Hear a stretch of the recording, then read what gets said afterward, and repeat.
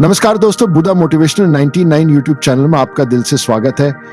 दोस्तों, खुद को बदलने का सबसे सरल तरीका है उन जगहों पर चुप रहना जहां शब्दों से ज्यादा मौन की जरूरत होती है। मौन ही वह कुंजी है जो आत्म अधिकार और शांति का मार्ग खोलती है। तो दोस्तों, आज की यह बौद्ध कहानी काफी प्रेरणादायक और काफी ज्ञानवर्धक होने वाली है, इसीलिए वीडियो को एंड तक जरूर देखना। तो चलिए दोस्तों, बिना किसी देरी के वीडियो को शुरू करते हैं। पर वीडियो में आगे बढ़ने से पहले यदि आप भी भगवान गौतम बुद्ध के सच्चे भक्त हैं तो इस वीडियो को लाइक करके कमेंट बॉक्स में नमो बुद्धा जरूर लिख देना। और दोस्तों, यदि आपने अभी तक हमारे चैनल बुद्धा मोटिवेशनल 99 को सब्सक्राइब नहीं किया है तो चैनल को भी सब्सक्राइब कर लेना, ताकि आने वाली वीडियो सबसे पहले आपको मिल पाए। तो चलिए आज की प्रेरणादायक बौद्ध कहानी को शुरू करते हैं। बहुत समय पहले की बात है। मगध राज्य के छोटे से गांव में एक युवक रहता था जिसका नाम अंशुमान था। वह बहुत ही अधीर और गुस्सैल स्वभाव का था। छोटी छोटी बातों पर बहस करना और हर बात का उत्तर तुरंत देना उसकी आदत बन चुकी थी। धीरे धीरे उसके स्वभाव के कारण लोग उसे कतरा लगे। अंशुमान खुद भी इस बात को महसूस करता था कि उसका स्वभाव उसके जीवन में शांति और खुशियां लाने के बजाय तनाव और अकेलापन बढ़ा रहा है। लेकिन वह समझ नहीं पा रहा था कि उसे स्थिति से कैसे बाहर निकलना चाहिए। एक दिन उसने सुना कि पास के जंगल में भगवान बुद्ध का प्रवचन हो रहा है।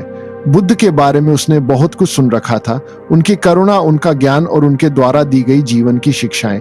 यह सुनकर अंशुमान ने सोचा, शायद मुझे मेरे सवालों के जवाब वहां मिल जाएं। वह जल्दी ही प्रवचन स्थल पर पहुंचा। वहां बड़ी भीड़ जमा थी। बुद्ध अपने सरल और स्पष्ट शब्दों में जीवन की गहराइयों को समझा रहे थे। उसी समय बुद्ध ने सभा को संबोधित करते हुए कहा, यदि तुम अपने जीवन में सच्चा बदलाव लाना चाहते हो तो 10 जगहों पर चुप रहना सीखो। यह सुनकर अंशुमान को कुछ आशा की किरण दिखी। प्रवचन समाप्त होने के बाद वह बुद्ध के पास गया और उनके चरणों में झुककर बोला, भगवान, आपने कहा कि बदलाव लाने के लिए 10 जगहों पर चुप रहना चाहिए। कृपया मुझे विस्तार से समझाइए, 10 जगह कौन सी है और मैं उन्हें अपने जीवन में कैसे अपना सकता हूँ। बुद्ध मुस्कुराए और बोले, यह जानने के लिए तुम्हें धैर्य, अनुशासन और आत्मनिरीक्षण की आवश्यकता होगी। अगर तुम इन शिक्षाओं को अपनाने के लिए तैयार हो तो मेरे साथ चलो। अंशुमान ने सहमति जताई और इस तरह उसकी यात्रा शुरू हुई। पहला स्थान, जब कोई तुम्हारी आलोचना करे। बुद्ध ने अंशुमान को पहले स्थान की शिक्षा दी। अंशुमान, जब कोई तुम्हारी आलोचना करे तो चुप रहो। आलोचना तुम्हारे लिए सीखने का अवसर है। यदि तुम गू में प्रतिक्रिया दोगे तो तुम कुछ भी नहीं सीख पाओगे, लेकिन अगर तुम चुप रहकर सोचोगे तो तुम समझ सकोगे कि वह आलोचना सही है या गलत। बुद्ध ने उसे एक उदाहरण दिया। एक बार एक व्यक्ति ने मुझे अपशब्द कहे। मैंने चुप रहकर उसकी बात सुनी। जब वह थक गया तो मैंने उससे पूछा, अगर तुम किसी को उपहार दो और वह उसे ना ले तो वह उपहार किसके पास रहेगा? वह बोला, मेरे पास। मैंने कहा, तुम्हारे यह शब्द भी तुम्हारे पास ही रहेंगे क्योंकि मैंने इन्हें स्वीकार नहीं किया। अंशुमान ने इसे अपने जीवन में अपनाने का निर्णय लिया। शुरुआत में यह कठिन था, लेकिन धीरे धीरे उसने महसूस किया कि आलोचना सुनने के बाद चुप रहने से वह आत्मनिरीक्षण कर पाता है। कुछ दिन बाद बुद्ध ने अंशुमान को दूसरे स्थान पर चुप रहने का महत्व समझाया। जब कोई तुमसे बहस करे तो चुप रहो। बहस में सच नहीं बल्कि अहंकार की जीत होती है। यदि तुम चुप रहोगे तो तुम स्थिति को बेहतर समझ सकोगे और सही निर्णय ले सकोगे। बुद्ध ने एक किसान की कहानी सुनाई दो। किसान अपनी जमीन के छोटे से टुकड़े को लेकर झगड़ रहे थे। दोनों का मानना था कि वह जमीन उनकी है। जब मैंने उनसे पूछा कि क्या उन्होंने जमीन अपने साथ लाई थी जब वे जन्मे थे, या क्या वे इसे अपने साथ ले जाएंगे जब वे मरेंगे, तो वे चुप हो गए।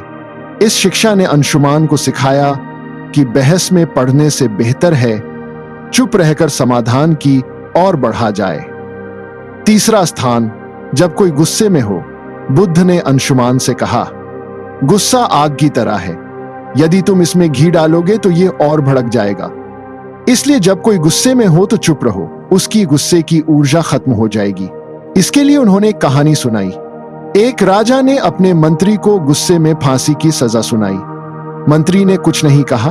अगले दिन राजा को पछता हुआ और उसने मंत्री को माफ कर दिया। अगर मंत्री उस समय राजा से बहस करता तो शायद उसकी जान चली जाती। अंशुमान ने इसे भी अपने जीवन में अपनाया। चौथा स्थान, जब तुम दुखी हो। एक दिन अंशुमान को किसी बात पर गहरा दुख हुआ।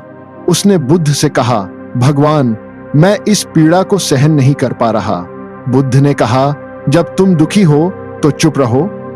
दुख तुम्हारे भीतर के बदलाव का द्वार हो सकता है। चुप्पी में तुम्हें अपने प्रश्नों के उत्तर मिल सकते। बुद्ध ने उसे यह भी बताया कि दुख तुम्हें मजबूत बनाता है, बशर्ते तुम उसे समझने की कोशिश करो।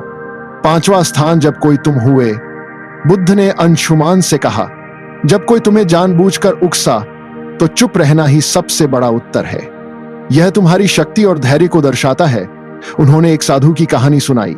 एक बार एक साधु को गांव के लोग परेशान करते थे, लेकिन वह साधु हमेशा शांत रहता था। धीरे धीरे गांव वालों ने उसे तंग करना छोड़ दिया। उनकी चुप्पी ने उन्हें बदल दिया। 6ठा स्थान, जब तुम्हें दूसरों की मदद ना करनी हो। बुद्ध ने समझाया, हर जगह मदद करने की जरूरत नहीं होती। जब कोई तुम्हारी राय ना मांगे तो चुप रहना बेहतर है। यह शिक्षा अंशुमान के लिए बहुत उपयोगी साबित हुई। 7वां स्थान, जब तुम्हें अपने ज्ञान पर घमंड हो। बुद्ध ने कहा, ज्ञान विनम्रता का आभूषण है। यदि तुम अपने ज्ञान का प्रदर्शन करोगे तो वह खोखला हो जाए। 8वां स्थान, जब कोई सत्य सुनने को तैयार ना हो। बुद्ध ने अंशुमान से कहा, सत्य का मूल्य तब तक नहीं होता जब तक उसे स्वीकार करने वाला तैयार ना हो। ऐसे में तुम्हारे शब्द व्यर्थ होंगे और तुम केवल अपना समय और ऊर्जा खो दोगे। फिर उन्होंने विस्तार से बताया, जब तुम किसी को सत्य बताने की कोशिश करोगे लेकिन वह अपने भ्रम या अहंकार में डूबा होगा तो तुम्हारे शब्द उसे असहज कर देंगे। ऐसे समय में चुप रहना ही सबसे बड़ा उपाय है। सत्य का बीज तभी फलेगा। बुद्ध ने अंशुमान को एक कहानी सुनाई। एक राजा के दरबार में एक साधु आया और कहा, राजन, तुम्हारे निर्णय गलत हैं। राजा को यह सुनकर गुस्सा आ गया और उसने साधु को दरबार से बाहर फेंकने का आदेश दिया। साधु ने जाते जाते कहा, सत्य कहने का समय अभी नहीं आया। जब तुम्हारा मन इसे समझने के लिए तैयार होगा तब मैं लौटूंगा। वर्षों बाद ने अपनी गलतियों से सीख ली और साधु को फिर से बुलाया। इस बार राजा ने न केवल साधु की बात सुनी बल्कि उसे अपने जीवन का मार्गदर्शक भी बनाया। बुद्ध ने अंशुमान को समझाया, सत्य का प्रभाव तभी होता है जब सुनने वाला उसे ग्रहण करने के लिए तैयार हो। 9वां स्थान, जब परिस्थितियां तुम्हारे नियंत्रण में ना हो। बुद्ध ने कहा, जीवन में कई बार ऐसी स्थितियां आती हैं जिन्हें तुम बदल नहीं सकते। उन पर क्रोधित या व्याकुल होकर तुम केवल अपनी शांति को खोगे। ऐसे समय में चुप रहना ही सबसे बुद्धिमानी है। उन्होंने समझाया, चुप रहना कोई कमजोरी नहीं बल्कि धैर्य और संतुलन का प्रतीक है। जब परिस्थिति तुम्हारे बस में नहीं हो तो उसे स्वीकार करो और शांत रहो। यही मानसिक शक्ति का आधार है। बुद्ध ने एक घटना का जिक्र किया। एक बार एक किसान ने बुद्ध से पूछा, मेरा खेत सूखा पड़ा है, बारिश नहीं हो रही, मैं क्या करूं? बुद्ध ने कर दिया, तुम बारिश नहीं बदल सकते लेकिन तुम अपनी मेहनत को दिशा दे सकते हो। चुप रहो और अपने खेत के लिए वैकल्पिक उपाय खोजो। शांति से सोच और समाधान खुद आ जाएगा। किसान ने यही किया और जल्द ही उसकी समस्या हल हो गई। बुद्ध ने कहा, जब परिस्थितियां तुम्हारे नियंत्रण में ना हो तो चुप रहकर धैर्य और समाधान की दिशा में काम करना ही तुम्हारी सबसे बड़ी ताकत है। 10वां स्थान, जब तुम्हारा दिल भर जाए। बुद्ध ने अंशुमान से कहा, जब तुम्हारा हृदय कृतज्ञता, प्रेम और शांति से भर जाए तो इसे शब्दों की आवश्यकता नहीं होती। ऐसी स्थिति में चुप्पी स्वयं एक भाषा बन जाती है। यह तुम्हारे भीतर की सबसे बड़ी खुशी है। उन्होंने इसे और स्पष्ट करते हुए कहा, कृतज्ञता का सबसे शुद्ध रूप मौन में प्रकट होता है। जब तुम अपने जीवन में आनंदित महसूस करो तो इसे बाहरी अभिव्यक्ति की आवश्यकता नहीं होती। यह चुप्पी तुम्हारी आत्मा की खुशी का प्रतीक होती है। एक प्रेरणादायक कथा। बुद्ध ने अंशुमान को एक छोटी कहानी सुनाई। एक बार एक शिष्य को उसके गुरु ने आत्मज्ञान का अनुभव कराया। शिष्य का हृदय कृतज्ञता से भर गया। उसने गुरु से कहा, मैं आपको धन्यवाद देना चाहता हूं लेकिन शब्द पर्याप्त नहीं लगते। गुरु मुस्कुराए और बोले, तुम्हारी चुप्पी ही मेरे लिए सबसे बड़ा धन्यवाद है। इसे बनाए रख। बुद्ध ने समझाया, जब दिल भर जाए तो शब्दों की आवश्यकता नहीं होती। मौन तुम्हारी सबसे बड़ी अभिव्यक्ति है। अंशुमन ने जब बुद्ध से 10 जगहों पर चुप रहने का ज्ञान लिया तो बुद्ध ने उसे तुरंत अभ्यास में डालने का निर्णय लिया। उन्होंने कहा, ज्ञान का मूल्य तभी है जब इसे जीवन में लागू किया जाए। मैं तुम्हें कुछ परीक्षाओं से गुजरने का अवसर दूंगा। इन परीक्षाओं से तुम सीखो कि चुप्पी वास्तव में तुम्हें कितना बदल सकती है। अंशुमान ने सहमति दी और बुद्ध के मार्गदर्शन में अपने जीवन के इस नए अध्याय की शुरुआत की। बुद्ध ने अंशुमान को एक गांव भेजा जहां लोगों को उसकी पुरानी आदतों के बारे में बताया गया।